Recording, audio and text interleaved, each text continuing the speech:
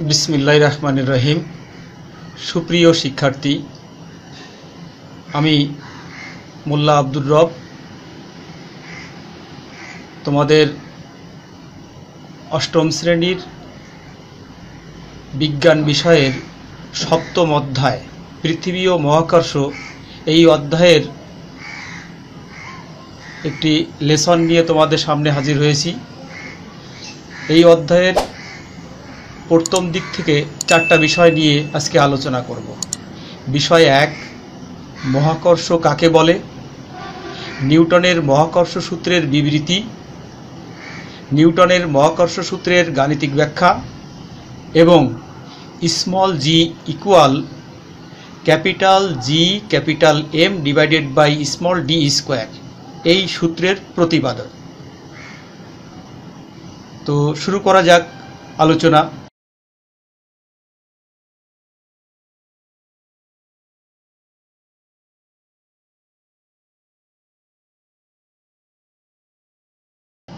মহাকর্ষ এ বিশ্বের প্রতিটি বস্তু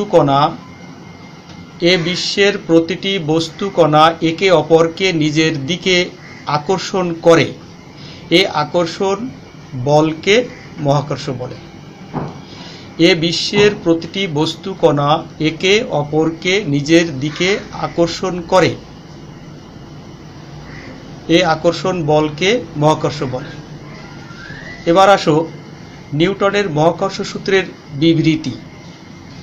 মহাবিশ্বের প্রতিটি বস্তু কণা একে অপরকে নিজের দিকে আকর্ষণ করে এবং এ আকর্ষণ বলের মান বস্তু কণাদ্বয়ের ভরের গুণফলের সমানুপাতিক এবং এদের দূরত্বের বর্গের ব্যস্তানুপাতিক এবং এ বল বস্তু কণাদ্বয়ের সংযোগ সরল রেখা বরাবর ক্রিয়া করে।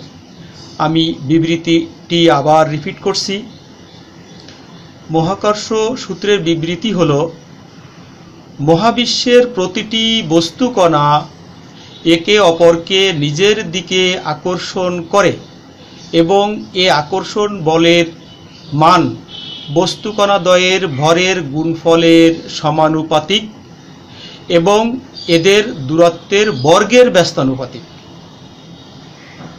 এবং এ বল বস্তু কণা দ্বয়ের সংযোজক সরল রেখা বরাবর ক্রিয়া করে। এবার আমরা এর গাণিতিক ব্যাখ্যা দেখব। আমরা চিত্রটা আগে দেখে নিই। আমরা দেখতে পাচ্ছি দুই রকম ভরের দুটি বস্তু। একটি বস্তুকে স্মল m1 দ্বারা প্রকাশ করা হয়েছে, অপর একটি বস্তুকে স্মল m2 দ্বারা প্রকাশ করা হয়েছে এবং বস্তু কণা দ্বয়ের কেন্দ্র বরাবর একটি বল ক্যাপিটাল এফ দ্বারা প্রকাশ করা হয়েছে, যে বল দ্বারা বস্তু কণা দ্বয় পরস্পরকে আকর্ষণ করছে। আর এই বস্তু কণা দ্বয়ের মধ্যবর্তী দূরত্বকে যদি স্মল ডি দ্বারা প্রকাশ করা হয়, তাহলে মহাকর্ষ সূত্র অনুসারে আমরা পাই capital F equal capital G into small M into small m2 by D square. আমি আবার রিপিট করছি। মহাকর্ষ সূত্র অনুযায়ী এই চিত্র থেকে যে দুটি বস্তু কণা m1 এবং m2 পরস্পর ডি দূরত্বে অবস্থান করছে, এই বস্তু কণা দ্বয়ের মধ্যবর্তী আকর্ষণ বল যদি এফ হয়, তাহলে মহাকর্ষ সূত্র অনুযায়ী পাওয়া যায় capital F equal capital G into small m1 into small m2 divided by D square. এখানে এই যে ক্যাপিটাল জি দেখতে পাচ্ছ তোমরা, এটি একটি সমানুপাতিক ধ্রুবক। একে বিশ্বজনীন মহাকর্ষীয় ধ্রুবকও বলা হয়। একে বিশ্বজনীন মহাকর্ষীয় ধ্রুবকও বলা হয়। এর সংজ্ঞাটা হচ্ছে 1 কিলোগ্রাম ভরের দুটি বস্তু যদি 1 মিটার দূরত্বে অবস্থান করে, তাহলে তাদের মধ্যকার যে আকর্ষণ বল এই আকর্ষণ বলটা এই জি এর সমান। এবার আসো small G equal capital G capital M by small D square সূত্রের প্রতিপাদন। অভিকর্ষজ বলের প্রভাবে ভূপৃষ্ঠে মুক্তভাবে পড়ন্ত কোনো বস্তুর বেগ বৃদ্ধির হারকে অভিকর্ষজ ত্বরণ বলে। একে স্মল জি দ্বারা প্রকাশ করা হয়। ধরা যাক ক্যাপিটাল এম সমান পৃথিবীর ভর এবং স্মল এম সমান ভূপৃষ্ঠে বা এর নিকটে অবস্থিত কোনো বস্তুর ভর, আর স্মল ডি ইকুয়াল বস্তু ও পৃথিবীর কেন্দ্রের মধ্যবর্তী দূরত্ব।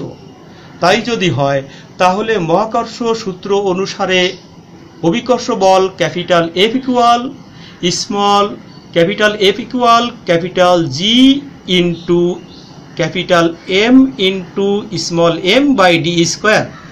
একে আমরা মহাকর্ষ সূত্র অনুযায়ী লিখে 1 নম্বর সমীকরণ দ্বারা চিহ্নিত করলাম। আবার বলের পরিমাপের সূত্র থেকে আমরা পাই অভিকর্ষ বল ইকুয়াল টু ভর ইন্টু অভিকর্ষ ত্বরণ। অভিকর্ষ বল ইকুয়াল ভর গুণ অভিকর্ষ ত্বরণ, অর্থাৎ capital F equal small M into small G. এখানে এম হচ্ছে বস্তুর ভর আর জি হচ্ছে অভিকর্ষ ত্বরণ। উপরিউক্ত সমীকরণ 1 ও 2 থেকে আমরা পাই, যেহেতু সমীকরণ 1 ও 2 এর বাম পক্ষ ক্যাপিটাল এফ অর্থাৎ দুইটাই বল, সুতরাং দুটো সমীকরণেরই বাম পক্ষ দ্বয় পরস্পর সমান হওয়ার কারণে ডান পক্ষ সমান ডান পক্ষ লেখা যায়। তাই আমরা লিখেছি স্মল জিএম বা MG equal to capital G capital M into small M by D square, অর্থাৎ সমীকরণ 2 এবং সমীকরণ 1 এর ডান পক্ষ পরস্পর সমান।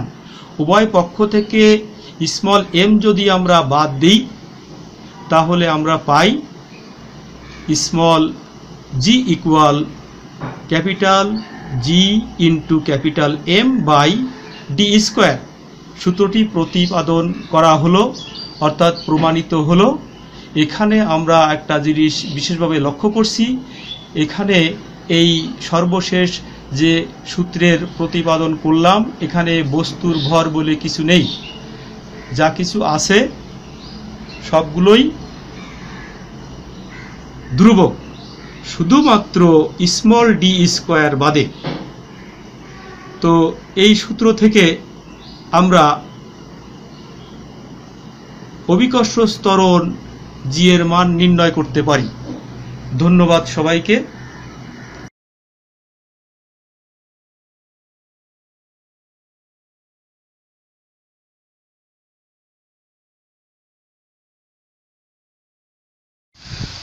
বিসমিল্লাহির রহমানির রহিম।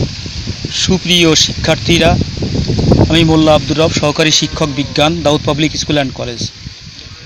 অষ্টম শ্রেণীর বিজ্ঞান সপ্তম অধ্যায় পৃথিবী ও মহাকর্ষ। এই অধ্যায়ের পাঠ 7 ও 8 লিফটে ও মহাশূন্যে ওজনের তারতম্য বা ওজনহীনতা, এটা নিয়ে আলোচনা করব। ভূপৃষ্ঠের কোনো একটি স্থানে জি এর মান নির্দিষ্ট, ফলে সেখানে কোনো ব্যক্তির ওজনও নির্দিষ্ট। তা সত্ত্বেও সেখানে কোনো ব্যক্তির ওজনের ভিন্নতা অনুভব করতে পারেন এবং নিজেকে ওজনহীনও মনে করতে পারেন। আসলে ওজন আর ওজন অনুভব করা এক কথা নয়। পৃথিবীতে কোনো ব্যক্তির উপর পৃথিবীর আকর্ষণ বল থাকবেই, ফলে তার ওজনও থাকবে, কিন্তু সেই ওজন অনুভব করবেন কেবলমাত্র তখনই যখন তার ওজনের সমান ও বিপরীতমুখী কোনো একটি প্রতিক্রিয়া বল তার উপর প্রযুক্ত হবে। আমরা যখন লিফটে চড়ে উঁচু দালানে ওঠানামা করি তখন আমরা ওজনের তারতম্য অনুভব করি। আমরা যখন কোনো স্থির লিফটে দাঁড়াই তখন আমরা লিফটের মেঝের উপর আমাদের ওজনের সমান বল প্রয়োগ করি, লিফটও আমাদের উপর ওজনের সমান ও বিপরীতমুখী প্রতিক্রিয়া বল প্রয়োগ করে। আমরা আমাদের ওজনের অস্তিত্ব টের পাই। কিন্তু লিফট যদি উপরের দিকে উঠতে থাকে তখন স্থির অবস্থান থেকে উপরের দিকে যাত্রা করায় লিফটটির উপরের দিকে একটি ত্বরণ সৃষ্টি হয়। ফলে লিফটের সাপেক্ষে আমাদের ত্বরণ হয় জি এর চেয়ে বেশি। এ বর্ধিত ত্বরণের জন্য আমরা লিফটের উপর আমাদের ওজনের চেয়ে বেশি বল প্রয়োগ করি। তখন লিফটও আমাদের উপর বিপরীতমুখী যে প্রতিক্রিয়া বল প্রয়োগ করে তা আমাদের ওজনের চেয়ে বেশি হয় এবং নিজেদেরকে ভারী অনুভব করি। কিন্তু এরপর লিফট যখন সমবেগে উপরের দিকে উঠতে থাকে তখন তার কোনো ত্বরণ থাকে না, ফলে আমরা আর ওজনের চেয়ে অতিরিক্ত ওজন অনুভব করি না, কেবল ওজনই অনুভব করি। অপরপক্ষে লিফট যখন নিচে নামতে শুরু করে তখন স্থির অবস্থান থেকে একটি ত্বরণ সৃষ্টি হয়। লিফটের সাপেক্ষে আমাদের ত্বরণ জি এর চেয়ে কম হয়। এই ত্বরণ নিয়ে আমরা লিফটের উপর আমাদের ওজনের চেয়ে কম বল প্রয়োগ করি, ফলে আমরা হালকা বোধ করি, অর্থাৎ আমাদের ওজন কম মনে হয়। লিফট যদি মুক্তভাবে নিচে পড়ে, লিফটের ও যদি ত্বরণ জি ত্বরণ হয়, লিফটের ত্বরণও যদি জি ত্বরণ হয়, তবে লিফটের সাপেক্ষে আমাদের ত্বরণ হবে জি মাইনাস জি অর্থাৎ শূন্য। ফলে আমরা লিফটের উপর কোনো বল প্রয়োগ করব না, তখন লিফটও আমাদের ওজনের বিপরীতে আমাদের উপর কোনো প্রতিক্রিয়া বল প্রয়োগ করবে না, আমরা নিজেদেরকে ওজনহীন মনে করব। কোনো লিফটের কেবল বা দড়ি ছিঁড়ে গিয়ে লিফটটি যদি অভিকর্ষের প্রভাবে নিচে পড়ে তখন এই অবস্থার উদ্ভব হবে। এ অবস্থায় যদি লিফটের ছাদ থেকে ঝুলন্ত বা লিফটে দাঁড়ানো কোনো ব্যক্তির হাতে ধরা স্প্রিং নিক্তি থেকে একটি বস্তু ঝুলিয়ে দেওয়া হয়, তাহলে দেখা যাবে স্প্রিং নিক্তির কাঁটা শূন্য দাগে অবস্থান করছে, অর্থাৎ বস্তুটি ওজন শূন্য দেখা যাবে। তাহলে আমরা বুঝতে পারলাম ওজন কম বেশি হতে পারে বা ওজনের তারতম্য হতে পারে, আবার ওজন শূন্যও হতে পারে। সেটা হতে পারে শুধুমাত্র লিফটের কেবল বা দড়ি ছিঁড়ে গিয়ে যদি মাধ্যাকর্ষণ বলের প্রভাবে লিফট জি ত্বরণে নিচে নামে। এখন আসা যাক মহাশূন্যে নভোচারীদের ব্যাপার। মহাশূন্যযানের পৃথিবী বা চাঁদকে প্রদক্ষিণ করার ও লিফটের মুক্তভাবে নিচে পড়ার মধ্যে কোনো পার্থক্য নেই। মহাশূন্যচারীরা মহাশূন্যযানে করে পৃথিবীকে একটি নির্দিষ্ট উচ্চতায় বৃত্তাকার কক্ষপথে প্রদক্ষিণ করে থাকেন। এই বৃত্তাকার গতির জন্য মহাশূন্যযানের দেয়ালের সাপেক্ষে মহাশূন্যচারীর ত্বরণ শূন্য হয় এবং মহাশূন্যচারী মহাশূন্যযানের দেয়ালে বা মেঝেতে কোনো বল প্রয়োগ করে না, ফলে তিনিও তার ওজনের বিপরীতে কোনো প্রতিক্রিয়া বল অনুভব করেন না, তাই তিনি ওজনহীন অনুভব করেন। এ অবস্থায় মহাশূন্যযান থেকে কোনো বস্তু ছেড়ে দিলেও পড়ে না, গ্লাসের পানি উপর করলেও পড়বে না, অর্থাৎ সব কিছুই ওজনহীন মনে হবে। কিন্তু প্রকৃতপক্ষে কোনো বস্তু বা কোনো কিছুই ওজনহীন হয় না, কেননা ওই অবস্থানেও মহাশূন্যচারীর ভর আছে, ওই স্থানে অভিকর্ষ ত্বরণ জি আছে, ফলে পৃথিবীর আকর্ষণ তথা ওজন আছে। কেবল মহাশূন্যযান থেকে ত্বরণে জি ত্বরণে গতিশীল হওয়ার কারণে এ আপাতত ওজনহীনতার উদ্ভব হচ্ছে। যদি ওই স্থানে মহাশূন্যযান বৃত্তাকার পথে পৃথিবীকে প্রদক্ষিণ না করে কিংবা পৃথিবীর দিকে মুক্তভাবে না পড়ে স্থির দাঁড়িয়ে থাকে, তাহলে কিন্তু মহাশূন্যচারী অবশ্যই তার ওজন টের পাবেন। ধন্যবাদ শিক্ষার্থীরা।